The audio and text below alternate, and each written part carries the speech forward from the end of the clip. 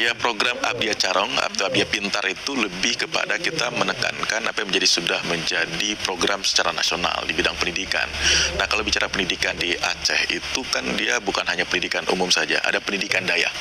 Jadi harus berbarengan, makanya ada salah satu program, ada pendidikan umum yang dilaksanakan dengan program nasionalnya, kurikulum kita tambah secara kekhususan dan keistimewaan kita miliki dengan memasukkan kurikulum Gure Tamong Sikula atau tengku-tengku atau para alim ulama itu masuk ke sekolah dengan kurikulum memberikan materi-materi tambahan untuk kegiatan-kegiatan di pendidikan umum itu sendiri. Oke, jadi kalau di Aceh sendiri ada tambahan kurikulum. Ya, itu yang menjadi program yang sedang saya rencanakan. Ini adalah salah satu program dari Abang sendiri yang memang dicanangkan. Dan itu saya atur melalui peraturan Bupati Kabupaten Aceh Berdaya. Oke, apakah ini sudah berlangsung atau? Ini peraturan bupatinya sudah mendapatkan hasil evaluasi dari gubernur dan alhamdulillah mungkin akan kita laksanakan sepulangnya saya dari Kompas TV, insya Allah. Oh, insya Allah.